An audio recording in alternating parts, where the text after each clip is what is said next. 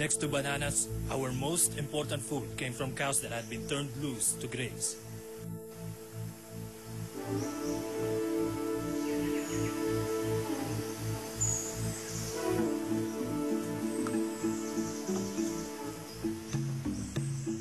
Pagkain ang nagbibigay sigla sa puwersa nila Lieutenant Onoda.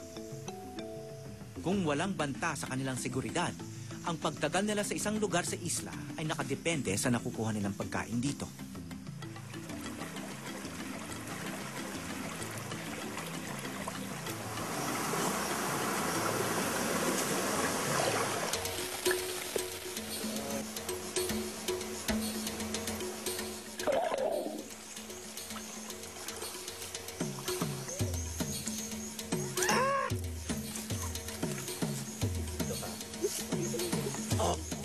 Sandali, kailangan takpan.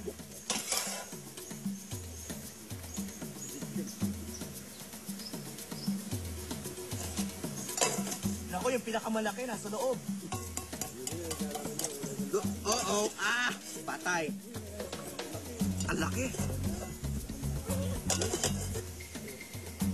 Okay, hindi kayo mga agat ito? Aray! Aray! Go! Sabi nyo, hindi mga agat.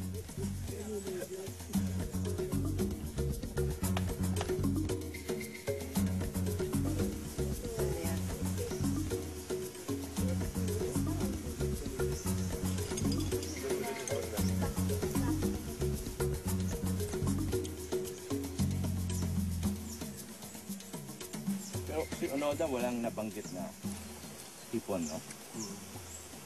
Bakit kaya? Kasi less yung time na hindi siya gaano tumitigil sa ilog. Delikado. Pero sana habang naglalaba. Kanin. Ilang di pa lang mula sa aming tinulugan, isang puno ang saksi ng kasaysayan. Kasi may incident na nangyari dito, di ba? Dito mismo sa tapat ng Vigo River. Ano ba nangyari nun? Ayon sa kwento ng mga nakatatanda, dito nakapwesto yung mga Hapon. Sa taas ng ridge na yan. Tapos may mga locals na nandun. May dala siyang rifle, kaya lang di naman niya alam gamitin. So pinutukan sila ng mga Hapon, tapos sinubukan niyang gumanti ng putok. Hindi naman siya nakaganti ng putok kasi naubos yung sa pagkakasala yung bala niya.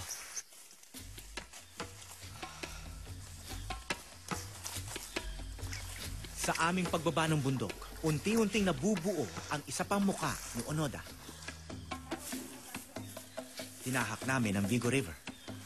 Gaya ng kanyang naikwento sa kanyang aklat, Mayo ang pinakamainit na buwan sa lubang. Kaya sa kabila ng hirap ng lakaran sa gubat, may grasya. Malalim na po. Si Onoda daw, kahit kailan, hindi raw naghuhugot-hubad kung naliligo sa ilog dahil sa sobrang praning na makikita siya at maghahabulan. So, syempre, hindi naman niya pwedeng makipaghabulan na wala siyang damit. So, lagi siyang, pag naliligo sa ilog, lagi siya may damit. Yahoo!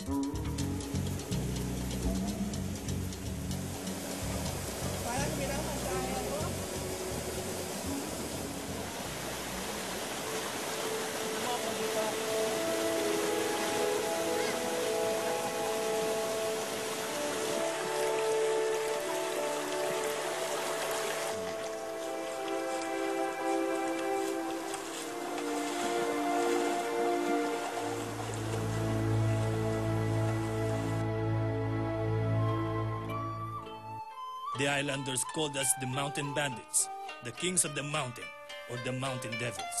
No doubt they had good reason to hate us. Sa halos 3 dekada, ang tahimik na isla ng Lubang ay dumanas ng pananakot, puwersa, at dahas mula sa isang digmaang guni-guni lamang. Pagpatod namin, mga bata, natatakot kami. Natakot kayo na? Oo, baka makita namin siya, babariling kami. Ano?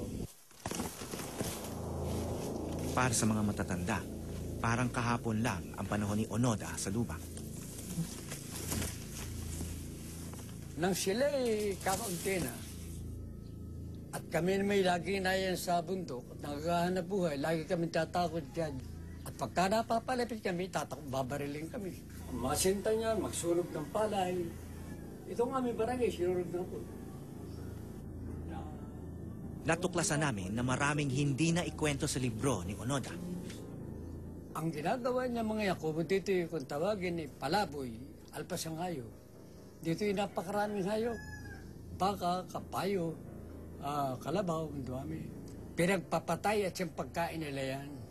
Sapagkat sila pag merong gustong kunin, diyan ka babarilin. Ay dahil sinunog yung bayan ng aming pisang ko. Sumigaw ng saklolo. Ay sumaklolo naman yung tsuhin ko. Pagbaba niya sa bahay niya, sasaklolo, binaril naman siya. Nangunguha ho ng kahoy yun, aming gagawing bahay. Ay ngayon, binabatak yung kahoy. Marami sila, nakarangan. Ay yung asawa ko hindi nakatakbo. Adi siyang nahuli. Nagtago na yun, binalikan pa. At doon pa pinatay sa kanyang pwesto. Ipalalagay ko masamang tao yung gano'n, magandang tao yung gano'n, papatay ng tao. Wala namang kasalanan. Naghahanap buhay lang ang papatayin. Naghahanap buhay ng pakakain sa kanyang pamilya.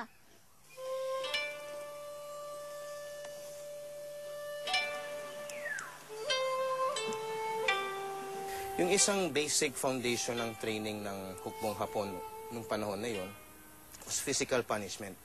So kahit anong sundalo, kahit sinong sundalo o pati mga opisyal, every day parang sinasaktan sila, binubuntal sila. It was abnormal kung hindi sila mabuntal o hindi sila masampal. So parang yung culture nila, tinatanggap nila itong physical punishment kasi bahagi ito ng disiplina nila.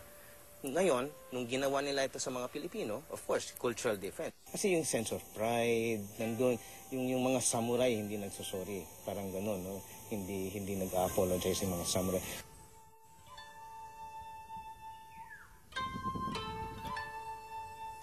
Buhay pa raw si Ginoong Onoda at nakatira na raw sa Brazil. Ngunit minsan dumadayo pa rin daw sa Japan. Sa ngayon, ang libro pa rin niya ang opisyal niyang pahayag tungkol sa mga pangyayari. At dito sa No Surrender, wala siyang nabanggit na pagpatay sa tao habang nakikipagsapalaran sa gubat ng Lubang.